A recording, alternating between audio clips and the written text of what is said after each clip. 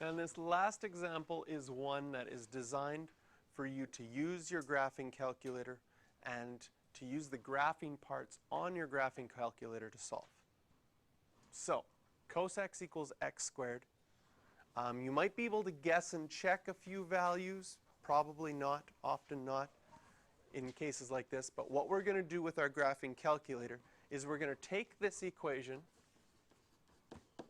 and first of all, you have to get good at recognizing when you can't solve things with the algebraic stuff that you already know.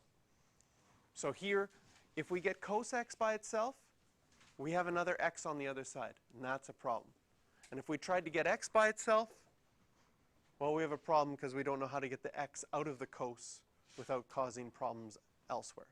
So what we're going to do is, in cases like this, we're going to type both of these equations into our calculator. We're going to type the one side, maybe the left side, into equation y1. We're going to type the right side into equation y2.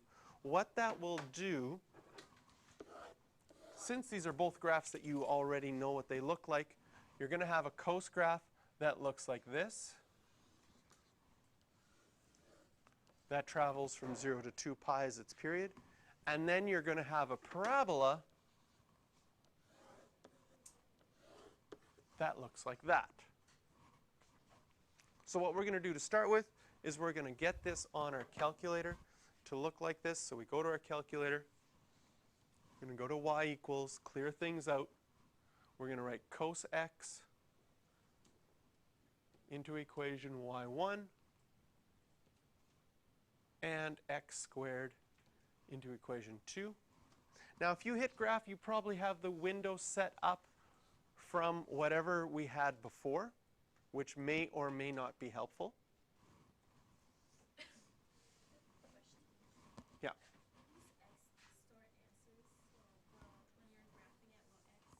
No, when you use x to store answers and when you graph for x, that has no effect on each other. So you don't have to worry about if what you've stored as x in the past, it won't affect it. So if this is, I mean, mine, I can see those two intersection points between the red and the blue graph based on the graph that I have. I want to show you some things on the zoom menu that can be helpful. Zoom number 7 here gets us to a trig model. That will automatically make it go from negative 2 pi to 2 pi. So that one's often a helpful one for zooming if you're using something with trig. And this one looks pretty nice right now for what we want to solve. Zoom 6 is a standard window. That's usually a helpful one if you're graphing something that's not trig, like an x squared or an x cubed or something like that. Now that we've graphed both of our equations, what we're looking for is where they're equal to each other. And where they're going to be equal to each other are where they intersect. So just like before, whenever we want to solve something graphically, we hit our second and trace button, because above it gets us to the calculate menu. And this time we're going to want to find number 5, where they intersect. Push enter 3 times, and it will find one intersection point at x equals 0.824.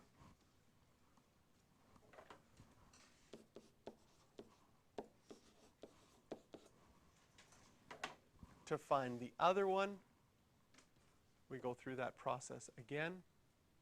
We just need to move our cursor closer to the other one. Push enter 3 times. Negative 0.824.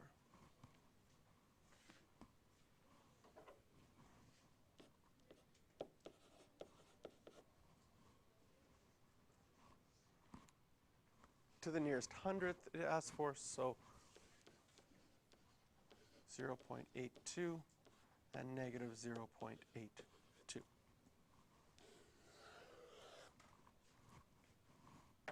So the work you would need to show in a question like this is a little sketch and